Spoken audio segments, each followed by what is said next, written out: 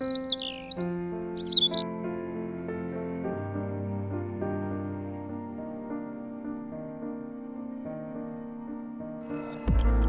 noite a todos. Boa noite. Hoje, exatamente 24 de junho de 2025, estamos nós reunidos para estudarmos a obra Missionários da Luz. Vamos iniciar fazendo a nossa prece de gratidão, que será realizada pela nossa irmã Rosiane. E logo depois a nossa querida Claudinha, filha da Maroca, irá falar o capítulo que estamos, fazer uma rápida recapitulação, né, Claudinha, do nosso último estudo, para nós darmos a continuidade hoje. Vamos iniciar fazendo a nossa oração. Vamos envolver a Rosiane. Amigo Jesus, nesta alegria em que nos encontramos, te rogamos o teu amparo, o teu envolvimento para todos nós, para que assim possamos, Divino Mestre, absorver essas lições de forma que possam mais ainda ampliar a vontade firme para que possamos assim alcançar o bem-estar para todos nós. Auxilia-nos, divino amigo, para que nós possamos assim estarmos unidos nesse propósito e crescermos um pouco mais. Envolve-nos através de benfeitores espirituais, dos nossos guardiões. E em teu nome, rogamos ao nosso Pai Criador o auxílio desta noite. E aí, Claudinha, conta pra gente. Então, nós estamos ainda no capítulo 17, que é doutrinação, né? E no estudo anterior, nós continuamos ouvindo os esclarecimentos de Alexandre. Ele está numa conversa orientando André, né? E ele está comentando quanto à surpresa de André por ter chegado à informação de que Marinho, né, teria sido um sacerdote na terra, né, na crosta. E Alexandre, ele, nessa conversa com André, ele diz que esses irmãos, né, que ele identifica como almas que se desviaram, né, que saíram, né, da rota planejada para as tarefas religiosas, né, que eles receberam, né, eles são esses desvios, eles são os mais graves. Eles repercutem com uma profundidade muito grande. E ele diz, Alexandre, nessa conversa com André, que religiosos, né, como um todo, né, que agem como se o Evangelho, né, a palavra, fosse um livro de regras, né, e se apegam a decisões que são tomadas no que ele chama de concílios, e aí ele está se reportando aos irmãos católicos, porque Marinho era um sacerdote, né? Então ele diz que esses irmãos acabam tomando decisões em concílios, né, que são aquelas assembleias que reúnem muito mais sobre, na questão doutrinária, muito mais é uma regra, né, de como deve ser e não o que o Evangelho nos diz para que essa caminhada seja muito mais suave, muito mais efetiva, né? E ele diz que esses irmãos elevam, né, constroem aquelas catedrais, aquelas igrejas suntuosas, isso está espalhado pelo mundo, mas ele diz que se esquece, como um templo, mas esquecem do templo vivo, que é o Espírito, que é o habitat do Espírito, e que homenageiam Deus com estátuas, né, com construções, como os romanos faziam, como se pudessem subornar o poder celeste com essa oferenda material, né, vaidosa, né, a Deus. E eles esquecem, também Alexandre continua, que o coração humano, eles esquecem do coração humano, da sensibilidade, eles esquecem, menosprezam o espírito da humanidade ou de humanidade, né? E eles ignoram o sofrimento, as aflições do povo, a quem foi determinado servir, né? essa tarefa religiosa, ela tem um escopo de servir ao outro, então esquecem essa aflição humana, né? E esperam, né, a despeito de tudo isso, acreditam que vão ser acolhidos, né, num céu, né, que vai premiá-los a despeito de toda a vaidade que eles têm na condução dessas tarefas, né?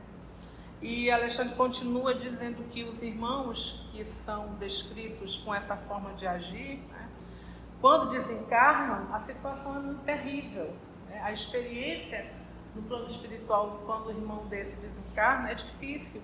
E alguns enfrentam, né, entendem o que aconteceu, reconhecem o erro no percurso e na execução da tarefa a que foi entregue a eles, né? E entendem, né, dessa desilusão que é necessária, mas que vai trabalhar no processo de evolução. Mas a maioria, quando desperta, né, em vez de rever todo o seu tempo dedicado a uma atuação temerária, eles mergulham numa inconformação vaidosa, como Alexandre diz, e acabam se reunindo em grupos, se fortalecendo em grupos, né, com os quais os trabalhadores do plano espiritual que operam no bem precisam lidar, né? E ele explica que as escolas religiosas, elas descrevem, né, o inferno, fazem um desenho do que é o inferno como um local para onde vão aqueles que vão experimentar torturas eternas, um sofrimento sem fim. Mas são raras as escolas que ensinam que a verdadeira queda, a verdadeira atribulação, ela está dentro de nós. É esse percalço interno que nós vamos precisar lutar. E que esse registro de inferno, que eles falam externamente como um local, ele encontra isso no interior das nossas próprias almas, né? E Conceição fez um arrazoado, não só dos nossos irmãos católicos, mas na nossa atuação enquanto espíritas, a nossa atuação na casa espírita como frequentadores, estudantes, espíritas, trabalhadores, e faz essa mesma atuação. Ou seja, não está restrito apenas aos irmãos católicos o que Alexandre está descrevendo aqui, para todos aqueles cuja missão religiosa, de alguma forma, foi deturpada, ela não foi compreendida. E hoje a gente vai acompanhar a continuação dessa conversa de Alexandre com André. Então vamos lá. Obrigada, Claudinha, filha da Maroca. O orientador amigo fez novo intervalo e, depois de pensar a sós durante alguns instantes, Alexandre considerou. Você compreende? Os que caem por ignorância aceitam com alegria a retificação, desde que se mantenham em padrão de boa vontade sincera. Os que se precipitam no desequilíbrio, porém, atendendo à sugestão do orgulho, experimentam grande dificuldade para ambientar a corrigenda em si mesmos. Precisam edificar maior patrimônio de humildade antes de levarem a efeito a restauração imprescindível. Ele colocou aqui duas situações de erro. O erro de quem ignora, que não sabe, né? Como ele coloca assim, ó. Os que caem por ignorância aceitam com alegria a retificação, que é a correção. Então, quando você ignora, você não sabe, você ainda não desenvolveu a inteligência em relação àquele assunto, a probabilidade de você aceitar a correção é muito maior. E o resultado se torna muito mais rápido. Por quê? Porque a pessoa não está armada. Tu quer ver uma coisa? De repente, eu observo um erro no Augusto e eu tenho a liberdade para chegar com o Augusto e dar um toque para ele. Se ele realmente ignorasse, não sabia, a probabilidade dele aceitar a correção é enorme. Mas se ele já sabe, se já desenvolveu a intelectualidade, eu vou fazer a correção e ele vai rebater, justificando. E o pior é a gente estar falando, a pessoa já está pensando no que vai responder. Aí é que não está te ouvindo mesmo. Então, a probabilidade de correção, quando a gente já tem um processo, um desenvolvimento intelectual, ou seja, não errou por ignorância, errou por teimosia, por orgulho, por vaidade, a probabilidade de correção dele é muito menor. Porque lembra da palavra humildade. A palavra humildade, ela parte do princípio que eu reconheço a minha fragilidade, a minha ignorância, a minha limitação. Quando eu me coloco numa condição superior que eu sei, a probabilidade de conserto é mínima. É mínima. Daí a mãe dor para dobrar os nossos joelhos. O último recurso.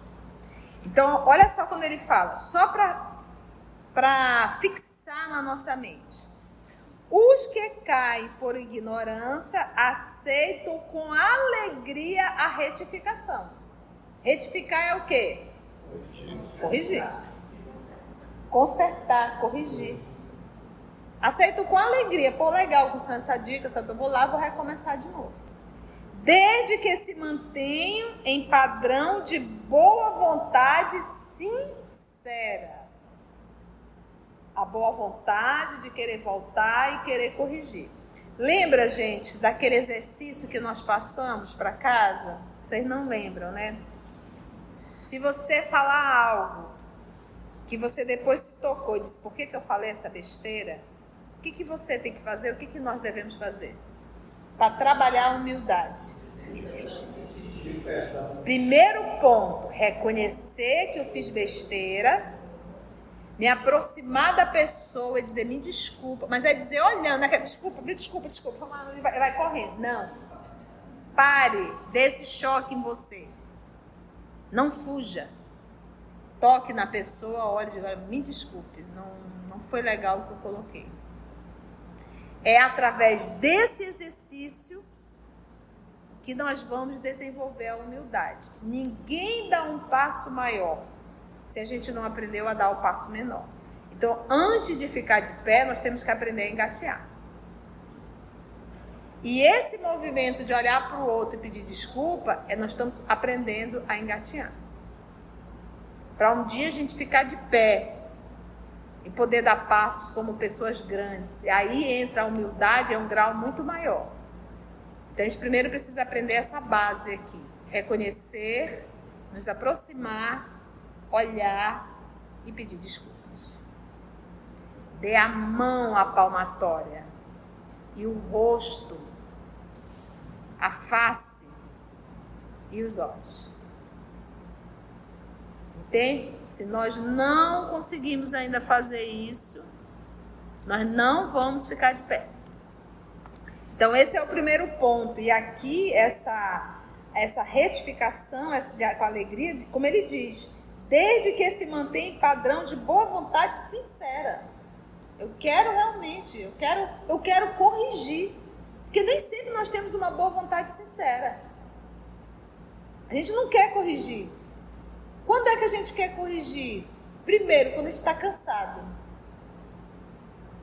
A gente não se aguenta mais. A gente já percebeu que o que fazemos está errado. E a gente precisa mudar. Enquanto eu não fizer essa avaliação, gente, não vai ter mudanças.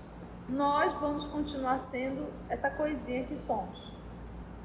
Né? A gente primeiro precisa realmente fazer esse movimento. E aí ele diz o segundo movimento. Os que precipitam num desequilíbrio, porém, atendendo à sugestão de quem? Do orgulho. Já não, esse aqui, que se precipita num desequilíbrio, atendendo à sugestão dele do orgulho, já não é mais o ignorante. Ele já não ignora. Experimentam grande dificuldade para ambientar, corrigindo em si mesmo. Então vamos pegar aqui que nós estamos falando de um sacerdote. O sacerdote é um ignorante? Nós espíritas somos um ignorante da lei? Então nós não cabe mais a gente na primeira opção. Nós estamos na opção B aqui. Se nós caímos por precipitação do desequilíbrio E se caímos, caímos por sugestão do orgulho. Experimentamos o quê? Grande dificuldade para ambientar a corrigenda em si mesmo. Por isso que a gente luta e se bate todo. A gente não consegue, não se esforça. Daí essa dificuldade para nos ambientar. Precisam edificar. Edificar é o quê? Construir, levantar. É o edifício. Edificar. Maior patrimônio do que? Então, o que ignora precisa de humildade. Mas o que já sabe precisa de um edifício muito maior de humildade. Porque, meus irmãos, não é fácil nós nos libertarmos do nosso jeitinho de ser. Não é. Precisa edificar maior patrimônio de humildade antes de levarem a efeito a restauração imprescindível. Vamos pegar o sacerdote. Ele está na posição de humildade para reconhecer os erros que fez? Tem como fazer corrigenda? Assim somos nós. Observando que o mentor silenciava novamente, perguntou André Luiz: mas se o erro voluntário pertence ao sacerdote, no caso exame, como explicar o sacrifício materno? Gente, nós temos 2 edições aqui, nós trabalhamos com várias edições. Na minha está assim: se, porém, o erro voluntário pertence ao sacerdote, no caso em exame, como explicar o sacrifício materno? Aí volta aqui, no mais antigo está assim, olha, que foi o que o nosso colega leu. Mas se o erro voluntário pertence ao sacerdote, no caso em exame, como explicar o sacrifício materno? Então a pergunta, a mesma coisa dos dois, a pergunta é: se o erro é do sacerdote, o que a mãe tem a ver com isso? Porque há quanto tempo a mãe está vinculada a ele nesse processo de ajuda? 10 anos. Ela está feliz, alegre, soltando? Não, ela está sofrendo também. E essa é a pergunta do André Luiz, né? Alexandre não hesitou e respondeu: há renunciações sublimes em nosso plano, exclamou sensibilizado, dentro das quais companheiros existem que se sacrificam pelos outros, através de muitíssimos anos. Mas, no processo sob nossa observação, a nossa amiga tem a sua porcentagem de culpa. Na qualidade de mãe, ela quis forçar as tendências do filho jovem. Em verdade, ele renascera para uma tarefa elevada no campo da filosofia espiritualista. Contudo, de modo algum se encontrava preparado para o posto de condutor das almas. Vamos parar aí?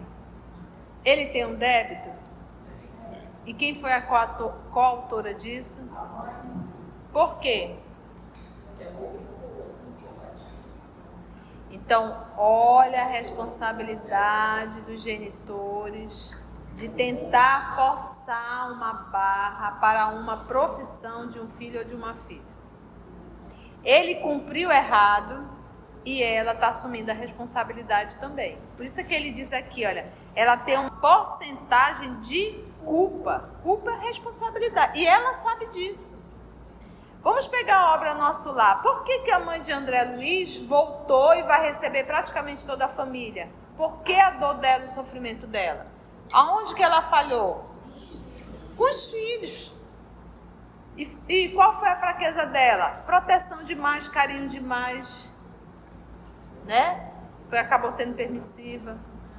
A responsabilidade delas era exatamente o quê? Porque ela forçou os filhos a ter uma posição que ele não estava preparado para. Ele tinha uma tendência para a filosofia espiritualista? Tinha. Mas uma coisa é você estudar a filosofia espiritualista, outra coisa é você ser responsável, ser, como o povo diz, um pastor de ovelhas. Condutor de almas. Um condutor de almas. A responsabilidade, é isso que nós temos que entender, gente. Quando nós assumimos um papel perante uma sociedade, quando nós estamos como evangelizador, como dirigente, em que tem pessoas ali, imagina um sacerdote, que é uma multidão, e principalmente naquele período, gente, onde a igreja falava e todo mundo tinha que dizer amém. Igreja católica era sinônimo de poder, mesmo depois da Inquisição. Mesmo depois da Inquisição. Tanto é, meus irmãos, que até hoje, nasce um filho teu, a primeira coisa que você quer fazer é o quê? Mesmo sendo espírita. Mesmo sendo espírita. Batizar. De tão íntimo que isso está na nossa vida. Enraizado. E quando casa, você quer casar e quer ir casar onde? Na igreja. Entendeu? Outra coisa. Morreu, é espírita. O que você vai fazer? Missa do sétimo dia. Né? Mas a grande maioria acaba fazendo. Mesmo que muitas vezes toda a família... Então, por que eu trouxe isso? Eu não estou condenando. Eu estou mostrando para vocês o poder da igreja. Então, o que eu estou querendo dizer? Um sacerdote, ele tinha uma influência, e tem ainda, uma influência muito grande sobre uma sociedade. Logo, o que eu faço, o que cada criatura... Gente, o que cada criatura faz sobre a minha responsabilidade, e se eu fui responsável por isso, eu terei que responder. Eu terei que responder. Se eu faço o correto, a gente faz o trabalho direitinho, como Jesus nos ensina, mas ainda... Vamos pegar Judas? Judas cometeu suicídio? Quem era o condutor dele? Jesus errou com Judas? Quem que respondeu? Foi Judas. Ele caiu pela sua fragilidade. Qual era a fragilidade dele? Era o poder. Ele respondeu por isso, mas Jesus não deixou de ajudá-lo. Tanto é que nos últimos momentos na cruz, Humberto de Campos nos conta que ele solicita ao anjo da caridade que vá acolher Judas, que acabava de cometer o suicídio. E ele mesmo, quando saiu do corpo, o próprio nosso Senhor Jesus foi até o vale acolher o seu amigo. Tanto é que quando ele volta, que ele aparece a Madalena, ele diz a Madalena que não toque naquele momento, ele diz, eu ainda não estive com meu pai, ninguém entende. E Maria Dolores conta que seria uma descarga de energia, né, densa, que ele tinha acabado de sair do vale. E a Madalena iria sentir essa descarga, não toque. E momentos depois, ele se apresenta aos discípulos e ele diz a Tomé, toque, Tomé, em minhas feridas. Momentos depois. Então, esse é o amigo. Jesus disse, tudo o que eu sei, eu vos tenho ensinado. Eu passei tudo para vocês. Tudo que vocês aguentam, eu passei para vocês. O que eu vim fazer, eu fiz. Mas cada um tem o seu livre-arbítrio. Então, isso tudo é para nós entendermos, porque a gente fala assim, mas o sacerdote é responsável. Ele é responsável sim, mas se ele cumpriu a sua missão como deve cumprir, ele não vai responder pelo erro do outro. Mas se ele falhou, em exemplo... Gente, nós tínhamos padres que engravidavam as meninas. Era muito comum. E é só padre? Não. Nós temos espíritas que acabam se comprometendo, nós temos pastor que acaba se comprometendo. Porque isso é do humano. O que nós temos que entender é que o fato de eu estar com a Bíblia na mão, o fato de eu estar com o livro dos Espíritos na mão, e o fato de eu estar com uma batina, ou até mesmo colocar uma túnica, isso não me torna um ser puro. Isso são atos externos. Então, por isso é que fala das aparências, em que Jesus diz sepulcro caiado por fora e cheio de podridão por dentro. O que nos torna puro, verdadeiramente, é a nossa conduta íntima. Não é verdade? Entende por que ele se torna responsável? Então, ou seja, ele tinha uma tendência à filosofia espiritualista, ou seja, a crença da existência da alma, sim. Mas era isso, para ser sacerdote, não. A mãe deu uma forçada. Por isso, como ele usa o termo aqui, ela tem essa porcentagem de culpa. Vamos lá, Augusto. A genitora, entretanto, obrigou a aceitar o ingresso no seminário, violentando-lhe o ideal e, indiretamente, colaborou para que o seu orgulho fosse demasiadamente acentuado. Ela obrigou e trabalhou esse orgulho. Meu filho, você é o máximo. Meu filho, você é super inteligente. Meu filho, você vai ser um padre. Então, a própria fala dela foi estimulando o que dentro dele? Porque, tipo assim, ele tinha uma facilidade para a filosofia espiritualista, ou seja, ele devia ter o dom da palavra, ele deveria falar de uma forma, né? Mas ela o obrigou, ela não foi uma sugestão, não, ela o obrigou. Um jovem, você vai entrar no seminário, né? Você vai entrar no seminário. E foi trabalhando ali o orgulho dele, né? O orgulho dele. 10 anos, gente, nesse sofrimento ela está.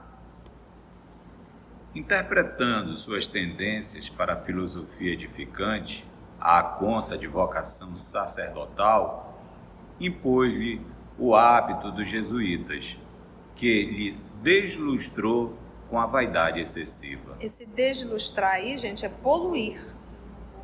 Poluir. Claro que a nossa irmã estava possuída das mais santas intenções. Todavia, sente-se no dever de partilhar os sofrimentos do filho, sofrimentos, aliás, que ele mesmo ainda não chegou a experimentar em toda a extensão, em vista da crosta de insensibilidade com que a revolta lhe vestiu a alma desviada. Ou seja, alguém está cobrando essa mãe? Quem é que está cobrando essa mãe? Por isso que ele diz que a nossa irmã estava possuída das mais santas intenções. Todavia, ela sente-se no dever de partilhar o sofrimento do filho. Ela se sente no dever, porque ela sabe da responsabilidade dela. Sofrimento, aliás, aí vem, enquanto que, ou seja, naqueles 2 exemplos que deu, ela está mais para o primeiro exemplo ou para o segundo exemplo? Ou seja, ela ignorou, porque essa ideia dela principal era boa. Ela imaginou que seria a melhor coisa para o filho. Então, ou seja, ela está lá naquele parágrafo que vai falar do ignorante e que vai falar do orgulhoso. Ela estaria no orgulho ou no ignorante? No ignorante, no primeiro. Quem é que está no orgulho? O filho. Porque a ideia dela, ela ignorava, ela não tinha noção do mal que ela estava fazendo. A intenção dela era muito boa. Ela acreditou que era o melhor para o filho. Então, mas ela se sentiu no dever. Então, ela quer corrigir, ela aceita, ela reconhece. E o filho? Aí ele diz, olha, aliás, que ele mesmo ainda, né, então, todavia, sente-se no dever de partilhar o sofrimento do filho. Sofrimento, aliás, que ele mesmo, o filho, ainda não chegou a experimentar em toda a sua extensão. Então, ela está sofrendo, tá? Ele não. Ele ainda continua aprontando e não é pouco. No mundo espiritual, como espírito. Em vista da crosta de insensibilidade, ele não está sensível às informações. Ele não tem culpa nenhuma. Então a gente diz assim, é ruim ser culpa. Não, gente, o psicopata ele não tem culpa. A mãe aqui sente culpa. Culpa é o arrependimento. Por que eu fiz isso? Vou tentar corrigir. Com que a revolta lhes vestiu a alma desviada, ele revoltado, insensível, revoltado, é esse o movimento dele. Por que Alexandre fizesse uma pausa mais longa, interrogou André Luiz. Mas se o filho foi conduzido a situação difícil, para a qual não se encontrava convenientemente preparado, será tão grande a culpa dele? Agora, olha só. É muito interessante essa pergunta do André Luiz. Ele já veio, gente. Olha só, volta lá para o parágrafo anterior. Em verdade, ele renascera para uma tarefa elevada no campo da filosofia espiritualista. Ou seja, se é um espírito primitivo, se é um espírito que não tem conhecimento, não é um espírito qualquer. Ele não é só filosofia espiritualista, é elevado no campo. Então você vê que é um espírito intelectual. É por isso que ele falou, é muito menos complexo. Você pegar uma pessoa que ignora, a probabilidade dela correção é muito maior. Mas você pegar uma pessoa intelectual, uma pessoa que desenvolveu, é muito mais complexo a pessoa reconhecer que errou para fazer o processo de mudança. Por isso é que ele diz, ó. Aí ele perguntou, o instrutor então sorriu. Mas ele não estava convenientemente preparado, né? Será tão grande a culpa dele? O instrutor sorriu em vista das minhas reiteradas arguições, né? Ou seja, argumentações, e esclareceu Alexandre. A genitora errou pela imprevidência. Ele faliu pelos abusos criminosos em oportunidade de serviço sagrado. A batina era um serviço sagrado, mas o que ele fez? Abusos criminosos. O crime, meus irmãos, é o ato de matar. E quando a gente mata, muitas vezes a gente acha que a gente só mata quando puxa uma espada ou um revólver. A gente mata a consciência. A gente mata vidas psíquicas, vidas emocionais, vidas sentimentais. Alguém pode abrir-nos a porta de um castelo por excesso de carinho, mas, porque tenhamos obtido semelhante facilidade, não quer isto dizer isenção de culpa, caso venhamos a menosprezar a dádiva, destruindo os tesouros colocados sob nossos olhos. Por isso mesmo, a carinhosa mãe está efetuando a retificação amorosa de um erro, quando o filho, infeliz, expiará faltas graves. Então, existe uma diferença entre a mãe e ele? Existe, né? Então, ela abriu a porta do castelo? Abriu. Mas em algum momento ela disse, vai lá e destrua tudo? Quem fez isso? Ele. E ele é um ignorante? Não. Isso que ele diz.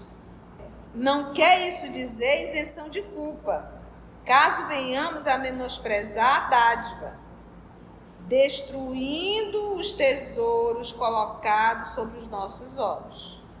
Por isso mesmo, a carinhosa mãe está efetuando a retificação, a correção amorosa de um erro.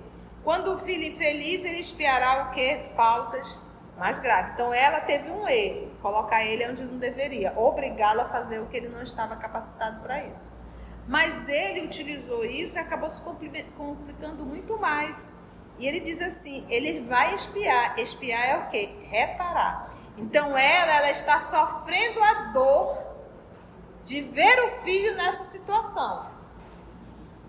Por isso é que ele diz aqui, ó, ela está efetuando retificação amorosa de um erro.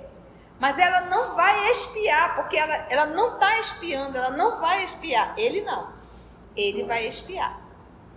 Porque ele teve atitudes o quê? Criminosas. Sabe Deus o que ele fez. Essa explicação encerrou a palestra referente ao assunto. Na noite previamente marcada, acompanhei o pequeno grupo que procurou Marinho para o auxílio espiritual. Quem é Marinho? Sacerdote. O sacerdote. Constituía-se a nossa reduzida expedição apenas de 4 entidades: Alexandre, a genitora desencarnada, um companheiro de trabalho e eu, André Luiz. Com grande surpresa, soube que esse companheiro nosso, de nome Necésio, funcionaria na qualidade de intérprete, junto ao sacerdote infeliz. Necésio fora igualmente padre militante e mantinha-se em padrão vibratório acessível à percepção dos amigos de ordem inferior. Porque o que nós aprendemos em espiritismo? O fato de você ser espírito, isso caracteriza que você irá enxergar todos os espíritos? Não. O fato de você espírito caracteriza que você vai enxergar os encarnados? Vai. Mas você, na condição de espírito, não irá enxergar todos os desencarnados, porque isso vai depender do teu padrão vibracional. Então, um espírito superior vai enxergar um inferior, mas o inferior não vai enxergar o superior. Às vezes, para isso acontecer, esses espíritos superiores, eles modificam a sua vibração para se tornarem perceptível. Mas se tem alguém da mesma vibração ainda, mas que já tem um movimento de renovação íntima, utiliza esse irmão para fazer esse serviço. Por quê? Porque nós precisamos dar oportunidade de trabalho a todos. Se os superiores, por exemplo, aqui nesse momento, poderia estar um espírito superior fazendo o que eu estou fazendo. Muito melhor. Mas eles nos dão a oportunidade de fazer para aprendermos. Entende? Então é isso que eles estão fazendo aqui. Então eles dão a oportunidade para o Necésio, que é um espírito que ainda está na vibração um pouco mais densa, mas já com uma vontade de renovação. O que me caracteriza já um espírito tem uma outra vibração, a minha capacidade de amar. Então aqui o Necésio ele está despertando, como nós.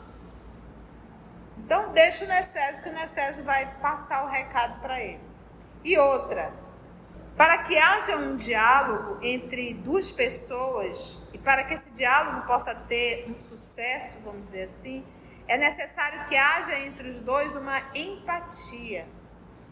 É necessário que esses dois falem o mesmo idioma, que você se coloque no lugar do outro, para que haja realmente um diálogo, uma conversa que venha a surtir um efeito, vamos dizer assim. Então, quem é a melhor pessoa? O próprio sacerdote.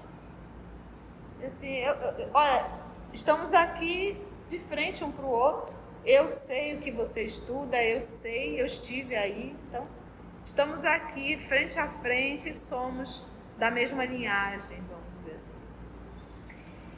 Então, Necésio fora igualmente padre militante, mantinha-se em padrão vibratório acessível à percepção dos amigos de ordem o quê? Inferior. Ainda há pouco falamos. Inferior não é sinônimo de maldade, tá? Marinho, que é o sacerdote, o filho da nossa irmã, não nos veria, segundo me informou Alexandre, mas enxergaria o ex-colega, entraria em contato com ele e receberia nossas sugestões por intermédio do novo colaborador. Quem é o novo colaborador? O Necésio. E ainda assim, Necésio pode se tornar visível a ele. Mas entre todos, Necésio, porque André Luiz não é um espírito superior. E nem André Luiz ele iria conseguir vê-lo. Mas a pessoa mais apta para conversar é o André Luiz ou o Necésio? Necésio. Então, Necésio vai se tornar visível a ele, tá bom?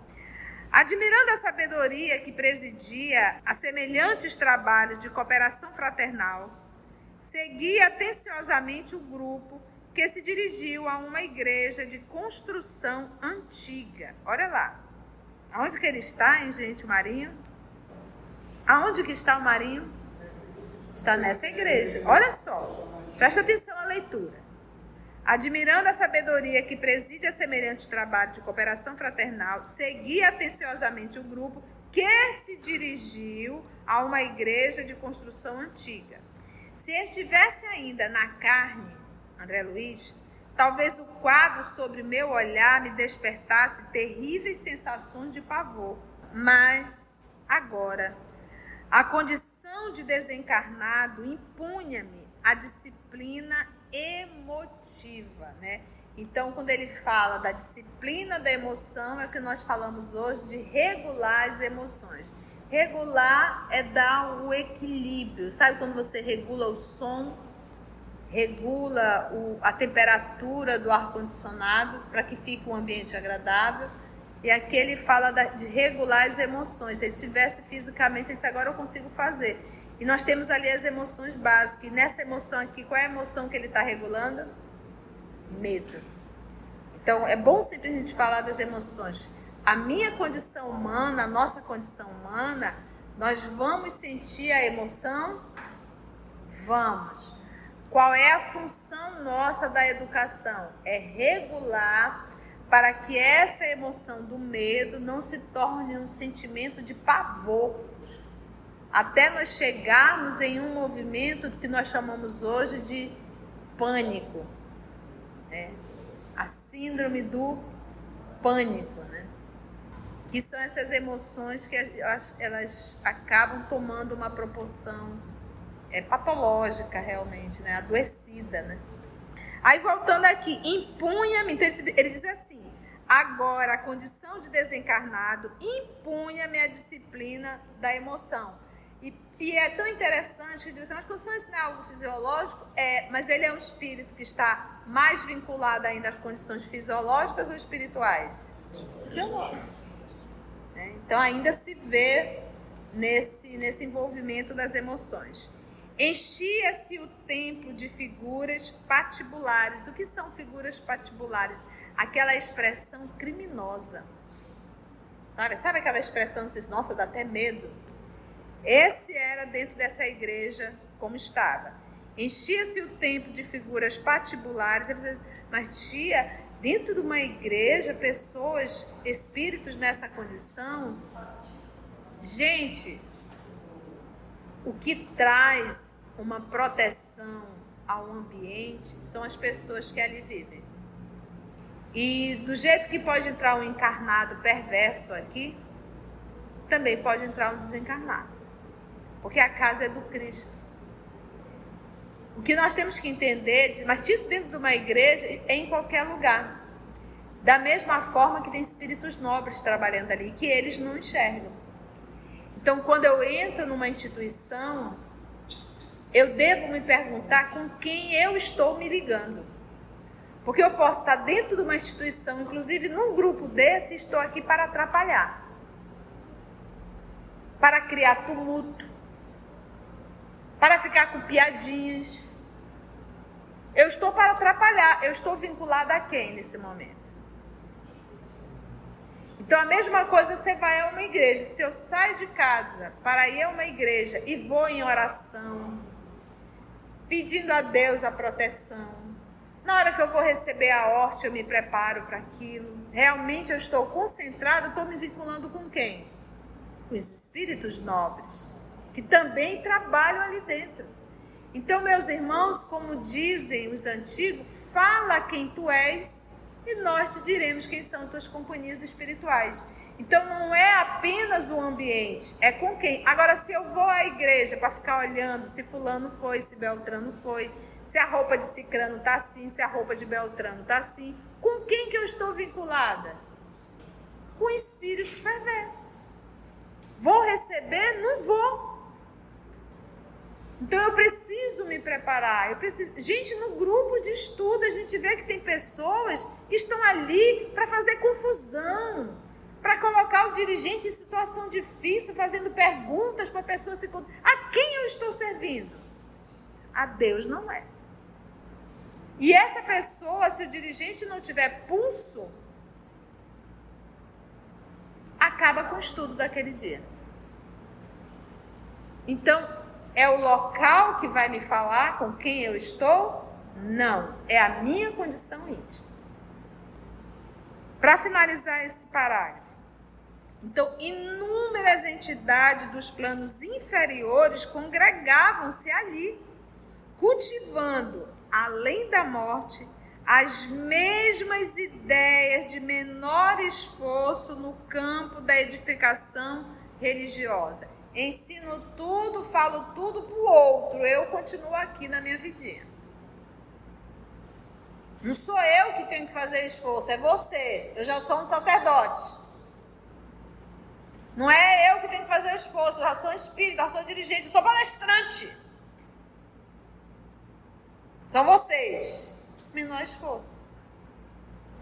Alguns sacerdotes envolvidos em vestes negras permaneciam igualmente ao pé dos altares, ainda do mesmo jeito, enquanto um deles, que parecia exercer funções de chefia, e isso é o interessante,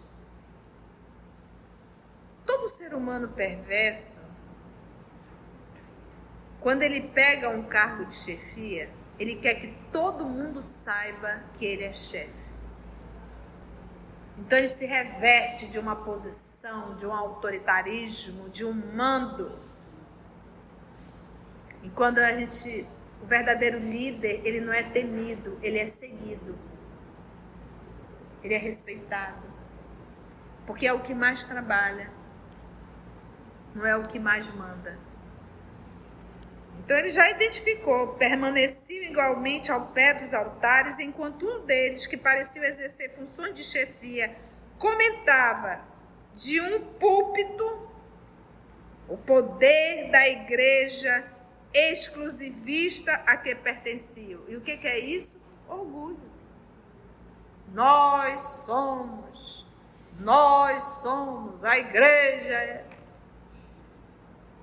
Por isso que eu gosto de Kardec, quando ele nos fala que a melhor religião, que ele não diz a melhor religião, que ele diz assim, que o espiritismo, ele acaba aceitando o católico espírita, né?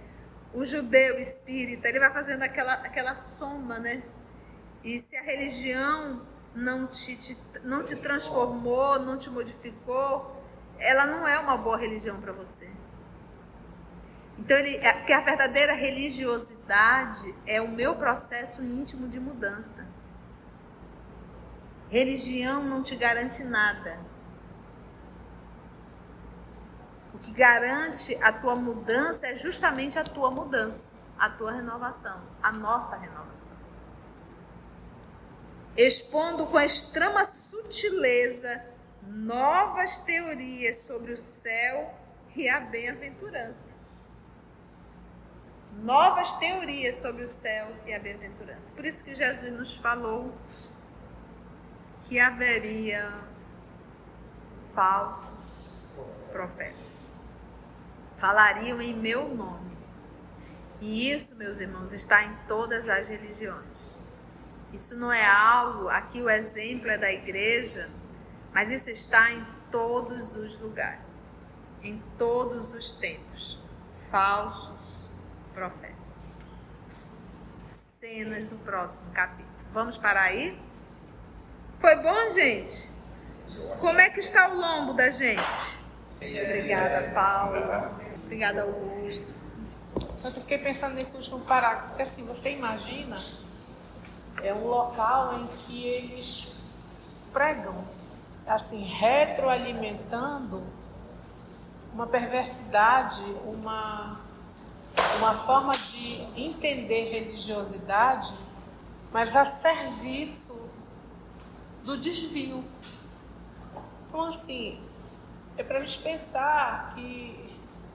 Eu fiquei assim com aquele sentimento de que essa força no mundo espiritual que prega, ou que tenta, ou que alardeia a prática do bem, né? O ataque de quem tem a tática do mal, a prática do mal, é imenso. Você imaginar que está numa igreja, um grupo de sacerdotes, num púlpito, pregando o seu entendimento à luz da perversidade, o que é o céu e o que é o inferno, alimentando essas mentes, porque tem um processo mental ali que está sendo alimentado, mas isso reverbera na crosta, porque tem aqueles que se aproximam. Tem um livro eu não me lembro qual deles, é do André, mas tem um livro em que ele descreve que ele vai numa igreja e que ele assiste ao momento em que o padre integra a hóstia. E ele diz que para alguns, quando ele pega, ela está envolta em luz. E para alguns, quando ele entrega, aquela luz, ela vai iluminando o irmão. Para outros, na hora que se aproxima, ela se apaga. E tem outros que, quando entrega, ela vai perdendo luz ao longo. Então, assim, a missão do irmão que vem com o objetivo da religiosidade é uma preparação do plano espiritual para o serviço, para a obra. É você imaginar que esse processo se transforma em algo inverso que prega exatamente o contrário desassossega o coração da gente, desassossega a mente da gente. Porque é um trabalho, não deixa de ser, mas é um trabalho que está ali a serviço de desequilibrar aquilo que foi proposto inicialmente como prática do bem. Me vem agora, Claudinha, a obra Cartas e Crônica, de Humberto de Campos, onde tem uma mensagem que nós já gravamos, está no canal, acho que umas 3 semanas atrás, se não me falha a memória, eu não me lembro o título agora, mas é do livro Cartas e Crônica. Lê todo o livro que aí você vai ver, né? Mas é interessante que lá Jesus comenta, Humberto de Campos comenta, Jesus explicando o joio e o trigo, quando ele diz: deixai ambos crescer juntos.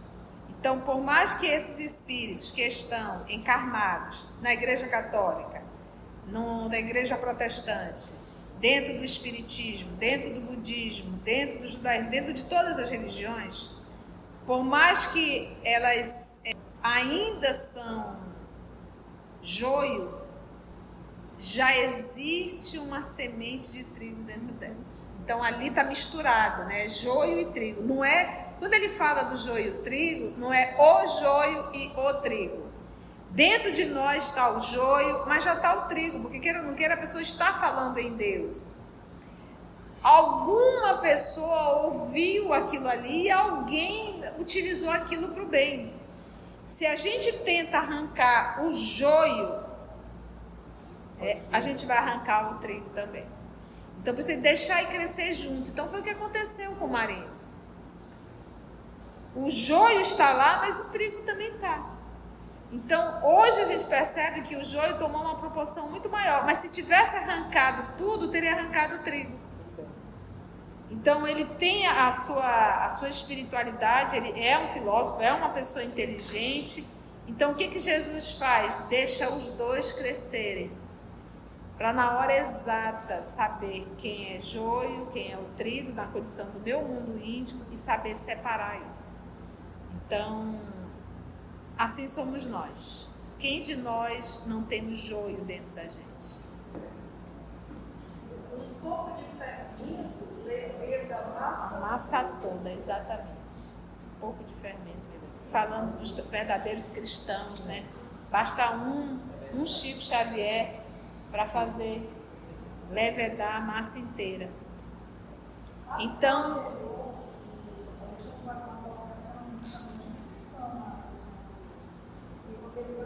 a obra dessas criaturas, elas sobressaem em uma elevada porcentagem entre os inícios de várias religiões. Referência aqui às escolas cristãs. Então, aí é que está toda essa encrenca, porque essas pessoas, dentro dessa ordem, elas esquecem de considerar os ensinamentos de Cristo. Se nós realmente voltássemos nossas atenções na exemplificação dos ensinamentos do Cristo, na verdade, a nossa face não teria uma visão de na verdade, você imagina o que é um sacerdote, um espírita, um protestante, ele fala em nome do Cristo, mas ele não vive. Essa que é a grande dificuldade, meus irmãos, é que quando nós subimos ao púlpito, em que você recebe elogios, aplausos, que você vê ali uma multidão na sua frente, você começa a despertar uma coisinha chamada o quê?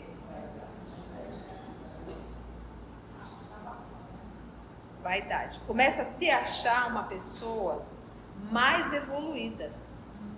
E principalmente quando envolve todo um ritual de sacerdócio, em que você veste todo um aparamento, que você está ali numa posição de abençoar, das pessoas beijarem as tuas mãos, de confessarem a você. Então todo esse rito facilita mais ainda o desenvolvimento do orgulho, da vaidade e de você ser uma pessoa escolhida por Deus, você ser uma pessoa superior à sociedade.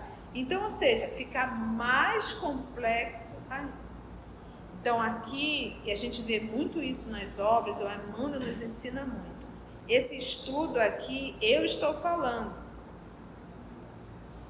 mas eu sou estudante. Eu sou aprendiz. Eu estou em luta. Alguém precisa só facilitar. Mas eu estou como aprendiz. Na minha cabeça, eu sou estudante. Eu não estou aqui para ensinar. Eu estou em luta.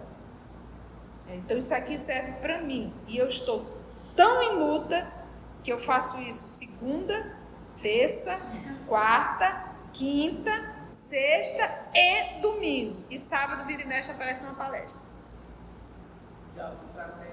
Diálogo fraterno.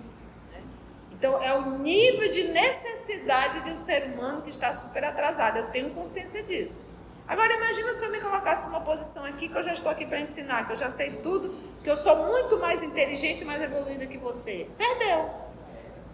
Acabou a encarnação. Se enrolou toda. Verdade. Mas é notório que o seu esforço, todos esses anos de estudo, lhe botou numa posição superior. Não, superior não. Assim, é porque eu entendo. Realmente, Marli, são 33 anos, você me conhece. Você deve olhar hoje para mim e dizer, não é mais a Conceiçãozinha de 25 anos atrás. Aquela que chegou, não é mais. Que bom. De shortinho, né? Aquela não é mais, não cabe mais, né? Até porque já tem 53 anos. Então há sim um processo de mudança. Mas, quem é o meu parâmetro? Então, o meu parâmetro, que é o Cristo, me mostra o quão longe da evolução eu estou. Já melhorou? Melhorou. Mas o nosso parâmetro é o Cristo. Então, se o meu parâmetro, se o nosso parâmetro, se o parâmetro do sacerdote, do pastor, de qualquer ser humano for o Cristo, que era o parâmetro e é o parâmetro de Chico Xavier, o que ele dizia? Eu sou só um cisco, um capim. Né? Mas por quê? Porque o parâmetro dele é o Cristo. Então, quando eu começo a me achar um ser superior, eu já não estou mais olhando como parâmetro, o meu parâmetro como Cristo. Entende? Então, é isso que a gente fala, dessa inferioridade, a luta ainda está muito grande mesmo. Se você chegou até aqui o final, deixa seu comentário. É muito importante a gente poder ler o teu comentário. Não esqueça de curtir para que possa divulgar a página, dar o seu like, né? E, se possível, faça a sua inscrição no nosso canal e toca o sininho. Porque quando você toca o sininho, o YouTube avisa para você quando o EOS publicar um novo estudo. Então, receba um grande abraço da família EOS Manaus.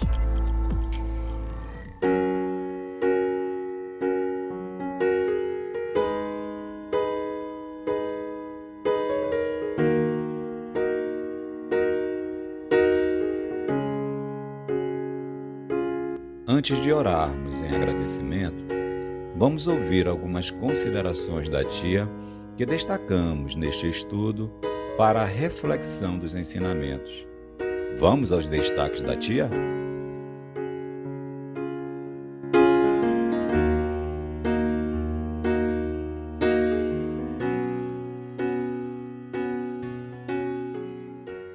Porque lembra da palavra humildade. A palavra humildade, ela parte do princípio que eu reconheço a minha fragilidade, a minha ignorância, a minha limitação. Quando eu me coloco numa condição superior que eu sei, a probabilidade de conserto é mínima, Daí a mãe dor para dobrar os nossos joelhos. O último recurso. O que me caracteriza já um espírito tem uma outra vibração, a minha capacidade de amar. Então, é bom sempre a gente falar das emoções. A minha condição humana, a nossa condição humana, nós vamos sentir a emoção? Vamos.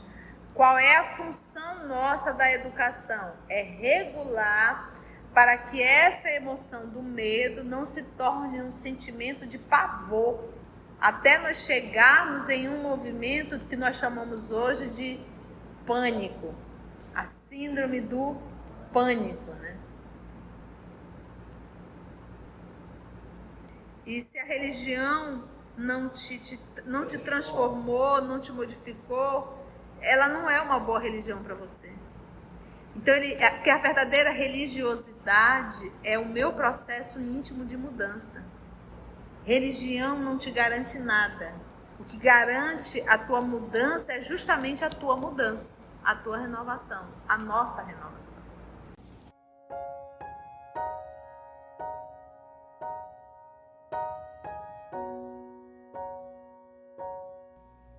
Assim, concluindo o nosso estudo de hoje e agradecendo o nosso Mestre Jesus por mais este momento de aprendizado, vamos orar?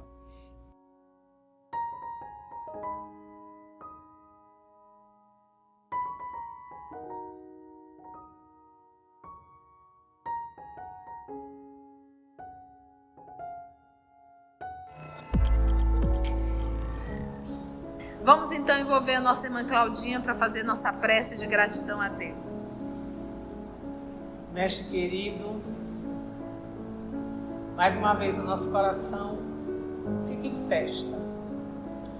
Porque estar contigo, Mestre, acende em nós o desejo da tua presença cada vez mais frequente. Estar contigo ecoa no nosso coração e ecoa na nossa mente as tuas palavras, há milênios proferidas, mas que assumem na nossa rotina, no nosso dia a dia, na nossa vida, o papel de despertar, de nos fazer acordar, Mestre, para o caminho que tu nos mostra, acordar para a luz com que tu apontas a jornada. Acordar, Mestre, para uma vida diferente. Uma vida em que a tua presença transforma a nossa vida. O eco dessas palavras viaja a milênios, nos prometendo, nos dizendo, nos envolvendo que a mudança é possível. O eco das tuas palavras, Mestre, nos invade a alma, dizendo para cada coração que consegue, que está disposto a te encontrar, que a gente pode fazer diferente, que a gente pode ser diferente. O eco das tuas palavras, Mestre, das tuas lições, nos envolve e diz: eu estou aqui. Confia, persiste, tem bom ânimo, eu estou contigo. A tua presença, Senhor, tem fortalecido a nossa jornada e que nós possamos, Senhor, olhar nos olhos de cada irmão que nos rodeia, não só na casa espírita, mas na nossa vida, fora dessas paredes, reconhecendo a nossa irmandade em Ti. Porque sem Ti, Senhor, não há caminho, sem Ti não há tempo, sem Ti não há esperança.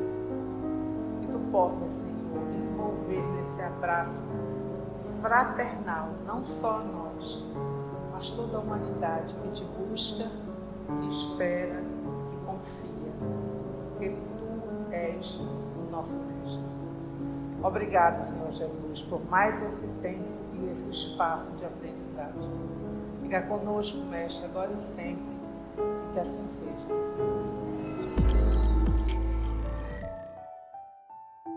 EOS Manaus. Estudando para servir ao Cristo. Visite nosso site em www.eosmanaus.org. No YouTube, procure o canal EOS Manaus. Participe do nosso grupo no Facebook. No Instagram somos @EOS Manaus. Escute e estude na Rádio Manaus de Estudos Espíritas. Estamos, também, em diversas plataformas de áudio. Procure EOS Manaus, no seu aplicativo preferido. EOS Manaus. Estudando para servir ao Cristo.